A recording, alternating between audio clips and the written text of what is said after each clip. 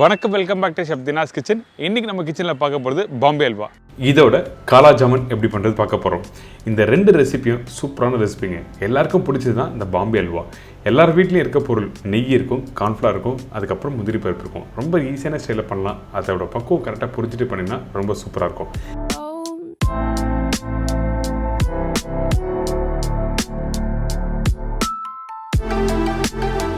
இதோட காலா ஜாமுன், அதாவது வீட்டில் குலோப் ஜாம் பண்ணியிருப்பீங்களே அதே மாதிரி தான். இதுக்கப்புறம் கொஞ்சம் ஓவராக குக் பண்ணால் அந்த கருப்பு கலரில் சூப்பராக ரெடி பண்ணி எடுக்கிறது தான் காலா ஜாமுன்.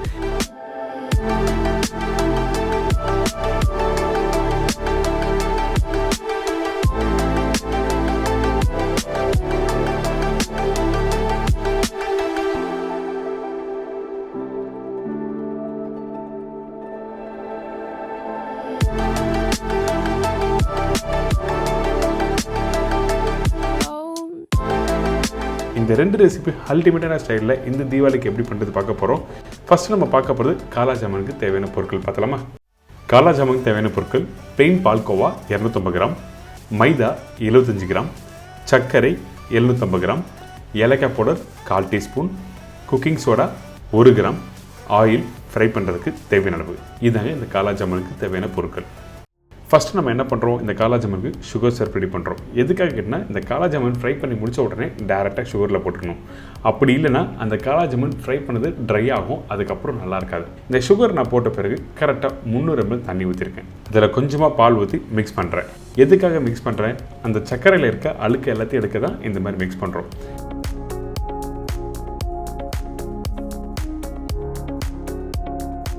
இப்போ பார்த்தீங்களா, இந்த மேலோட்டமாக அழுக்கு வருதா, அதாவது வெள்ளைக்கெல்லாம் வருது பார்த்தீங்கன்னா, அது எல்லாத்தையும் வடிகட்டி எடுத்துருங்க.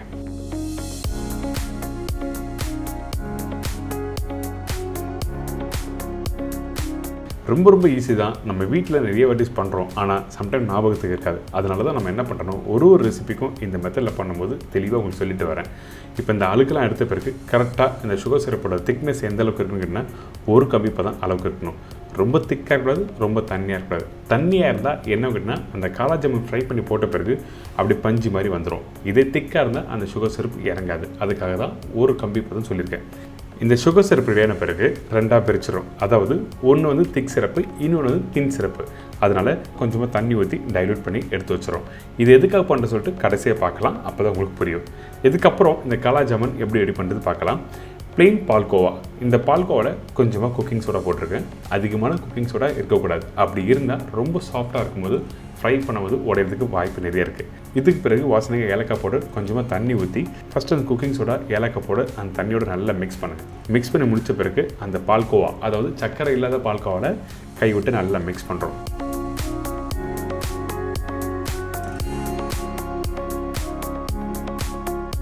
மிக்ஸ் பண்ணி முடித்த பிறகு தான் மைதா போட்டிருக்கோம். மைதா எதுக்காக யூஸ் பண்ணுறோம், நான் ஏற்கனவே குலோப் ஜாம் பண்ணும்போது நான் சொல்லியிருக்கேன். அதே மெத்தட் தான், ஆனால் ஃப்ரை பண்ணுற பக்குவம் மட்டும் வேறு. Back to point. அதாவது எதுக்காக இந்த மைதா இதில் யூஸ் பண்ணியிருக்கேன்னு கேட்டிங்கன்னா, நீங்கள் அழகாக உருட்டி ஆயிலில் ஃப்ரை பண்ண போகிறீங்களே, அப்போ உடையாமல் வரணும்னா மைதா யூஸ் பண்ணால் மட்டும்தான் கரெக்டாக வரும். மிக்ஸ் பண்ண டைமில் அதோட பக்குவம் என்ன கேட்டினா, சாஃப்டாக மெதுவாக மிக்ஸ் பண்ணிக்கணும். கெட்டியாக இருக்கக்கூடாது, ரொம்ப லூஸாக இருக்கக்கூடாது. கையில் தொட்டினா பூ மாதிரி இருக்கணும். அந்தளவுக்கு ப்ராப்பராக மிக்ஸ் பண்ணுறேங்க. இதுக்கு பிறகு ஒரு பகுதியை எடுத்து கரெக்டாக ரோல் பண்ண ஆரம்பிங்க. சின்ன சின்ன பீஸாக பிச்சு போட்டு உங்களுக்கு என்ன சைஸில் வேணுமோ ரவுண்டாக உருட்ட ஆரம்பிக்கிறோம். உருட்டுறது எப்படி ப்ராப்பராக பண்ணுறது நான் சொல்கிறேன். ஏன்னா நிறைய பேர் தப்பு பண்ணுற இடம் கேட்டிங்கன்னா இந்த இடம் தான். ஃபஸ்ட்டு அந்த சின்ன பீஸ் எடுத்து கையில் நல்லா அழுத்தி ரோல் பண்ணணும். ரோல் பண்ணி முடித்த பிறகு மெதுவாக ரிலீஸ் பண்ணுங்கள். அப்போ தான் ரவுண்டாக வரும். எதுக்காக ஃபஸ்ட்டு அழுத்தி மெதுவாக ரிலீஸ் பண்ணணும்னு சொல்கிறேன்னு கேட்டிங்கன்னா, அப்போ தான் அந்த காலா ஜாமுனில் நீங்கள் ரவுண்டாக உருட்டி முடித்த பிறகு விரிச்சல் விடாத மாதிரி இருக்கும். அதாவது வெடிப்பு இல்லாத மாதிரி இருக்கணும். வெடிப்போடு நீங்கள் ஃப்ரை பண்ண ஆரம்பிச்சிங்கன்னா அந்த காலா ஜாமுன் உடைய ஆரம்பிச்சிடும். அதுக்கப்புறம் நல்லா இருக்காது. இதுக்கப்புறம் இந்த எண்ணெய் கடாய் பார்த்தீங்களா, சூடாக இருக்குது. அதாவது ரொம்ப சூடாக இருக்கக்கூடாது, கரெக்டான அளவில் சூடாக இருக்கணும். ஃபஸ்ட்டு ஒரு பீஸ் போடுறேன். மெதுவாக அந்த பபுள்ஸ் வரணும். சின்ன சின்ன பபுள்ஸ் வரும். போட்ட உடனே சம்டைம் எண்ணெய் கொதிக்கும் பார்த்தீங்களா, அந்த மாதிரிலாம் இருக்கக்கூடாது. அதுக்கப்புறம் வந்து 1 by 1 போட்டு ஃப்ரை பண்ண ஆரம்பிக்கிறோம்.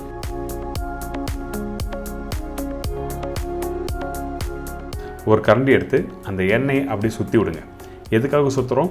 அந்த எண்ணெய் அப்படி சுற்றும் போது உள்ளே இருக்க அந்த காலா ஜாமுன் ஒன்றோட ஒன்று ஒட்டாமல் அப்படியே சுற்ற ஆரம்பிக்கும். அப்போ ஈஸியாக இருக்கும் வேகிறதுக்கு. அதுக்காக தான் இந்த மாதிரி பண்ணுறோம். நீங்கள் வீட்டில் எப்படி குலோப் ஜாமுன் பண்ணுறீங்களோ அதே மெத்தட் தான். ஆனால் ஃப்ரை பண்ணுற பக்கம் ரொம்ப ரொம்ப இம்பார்ட்டன்ட். மைதா யூஸ் பண்ணியிருக்கோம் இந்த பிளெயின் பால்கோவாவில். அதனால் வேகிறதுக்கும் கொஞ்சம் டைம் எடுக்கும். அதே டைமில் ஸ்லோ ஃப்ளேம் வச்சு ஃப்ரை பண்ணால் உங்களுக்கு கலர் நல்லா எடுத்து கொடுக்கும், உள்ளே நல்லா வெந்து வரும். இப்போ பார்த்தீங்களா, ஸ்லோவாக 1 by 1 அப்படி மேலே வருது. இந்த மாதிரி தான் வரணும். நீங்கள் போட்ட உடனே அப்படியே மேலே வரக்கூடாது. ஸ்லோவாக மேலே வந்துன்னா அப்போ உள்ளே நல்லா வெந்து ரெடி ஆகுதுன்னு அர்த்தம்.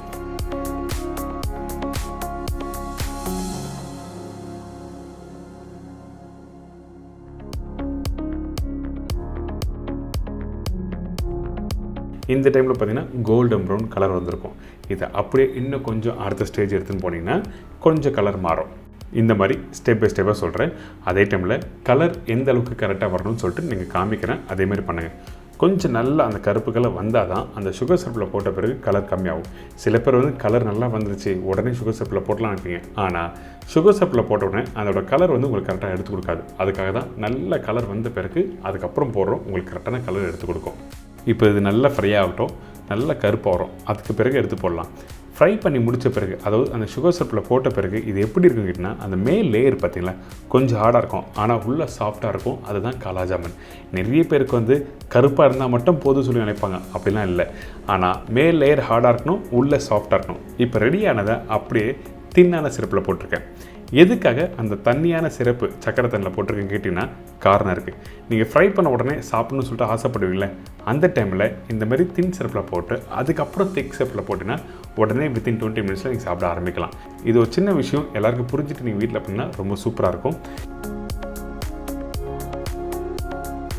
இன்றைக்கி இந்த காலா ஜாமுன் எப்படி பண்ணுறது எல்லாரும் தெரிஞ்சிருக்கும். கண்டிப்பாக ட்ரை பண்ணி பாருங்கள். உங்களுக்கு பிடிச்ச மாதிரி நல்லா அழகாக கார்னிஷ் பண்ணி இந்த தீபாவளிக்கு நீங்கள் செலிப்ரேட் பண்ணலாம்.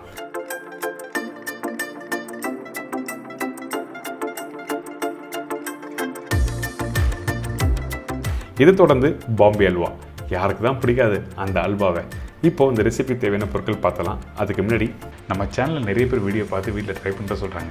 இதுலேயும் இன்னும் கொஞ்சம் டவுட் எதுனா இருந்ததுன்னா நீங்கள் நேராக கூகுள் போங்க. கூகுளில் போய்ட்டு www.chefdeenacooks.com டைப் பண்ணுங்கள். என்னோடய வெப்சைட் ஓப்பன் ஆகும். உங்களுக்கு தேவையான ரெசிபியை நீங்கள் டைப் பண்ணினா ஃபோட்டோ ப்ளஸ் எக்ஸ்ப்ளனேஷனும் உங்களுக்கு தெளிவாக கொடுத்துருப்பேன்.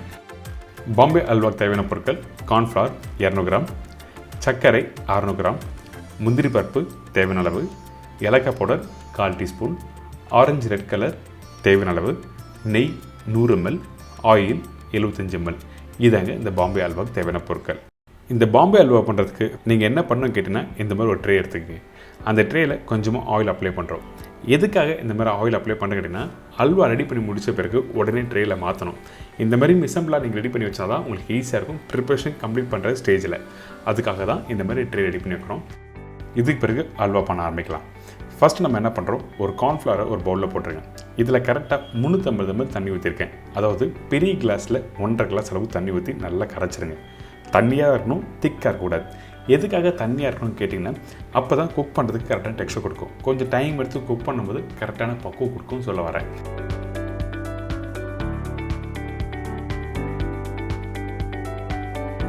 இந்த மாதிரி தண்ணியை கரைச்சி எடுத்து வச்சுருங்க.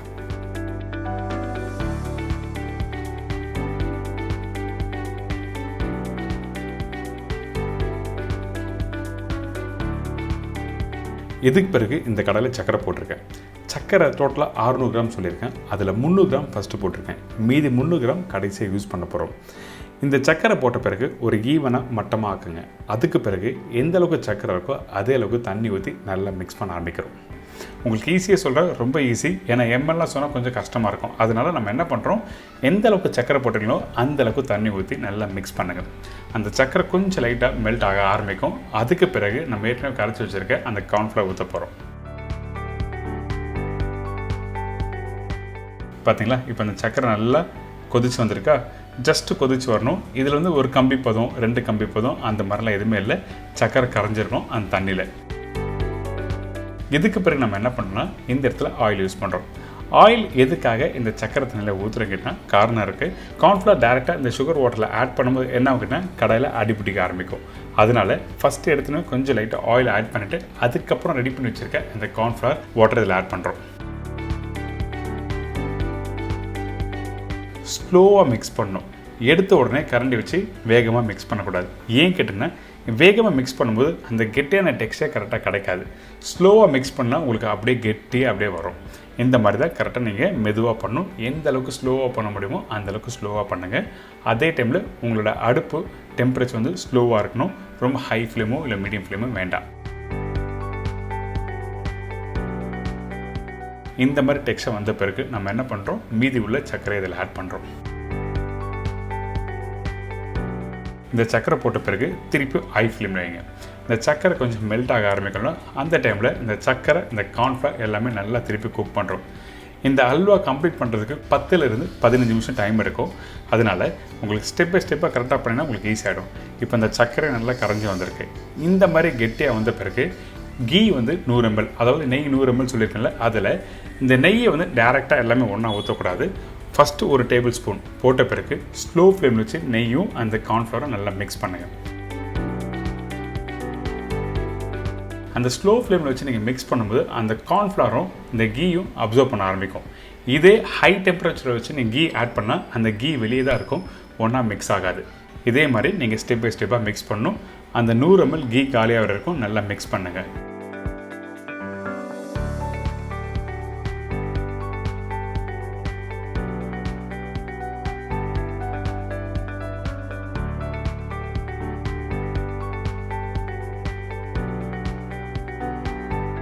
பார்த்தீங்களா, இந்த மாதிரி ஒரு கெட்டியான டெக்ஸ்டர் வருதா? இந்த மாதிரி வரும்போது நீங்கள் கரெக்டாக வந்து கையில் எடுத்து பார்க்கலாம். ஒட்டாமல் கரெக்டாக வந்ததுன்னா அப்போது இந்த அல்வா ரெடி ஆகிடுச்சுன்னு அர்த்தம். இந்த ஸ்டேஜ் வந்து டேரெக்டாக இந்த பவுலில் நீங்கள் போட்டு நீங்கள் அப்படியே சாப்பிட்லாம். அதாவது ஃபினிஷிங் முந்திரி, ஏலக்காய் பவுடர்லாம் போட்டு இந்த இடத்துல நீங்கள் ஃபினிஷ் பண்ணலாம். இதே வந்து உங்களுக்கு க்யூப்ஸ் மாதிரி நீங்கள் வீட்டில் கட் பண்ணால் அப்போ அந்த டைமில் இன்னும் கொஞ்சம் லைட்டாக குக் பண்ணணும். அப்போ தான் அந்த கார்ன்ஃப்ளவர் கெட்டியாகும். உங்களுக்கு இந்த மாதிரி கெட்டியாக ஆக வேண்டாம், க்யூப்ஸ் மாதிரி வேண்டாம்னு நினச்சிங்கன்னா அந்த டைமில் இந்த ஸ்டேஜில் ஃபினிஷ் பண்ணி நீங்கள் எடுத்துடலாம். அதனால் நம்ம என்ன பண்ணுறோம், திருப்பி குக் பண்ணுறதுக்கு கொஞ்சம் நெய் ஆட் பண்ணுறோம். நெய் ஆட் பண்ணும்போது அந்த நெய் எல்லாம் அப்சர்வ் பண்ணோம். அதுக்கு பிறகு ஏலக்காய் பவுடர் வாசனையாக ஆட் பண்ணுறோம். இந்த ஏலக்காய் பவுடர் போட்ட பிறகு நம்ம என்ன பண்ணுறோன்னா, முந்திரி இருக்குல்ல, முந்திரி வறுத்து போடுற பச்சை முந்திரி இதில் டேரெக்டாக மிக்ஸ் பண்ணுறோம். அதுக்கு முன்னாடி இந்த ஏலக்காய் பவுடர் நல்லா மிக்ஸ் பண்ணி எடுத்துருங்க.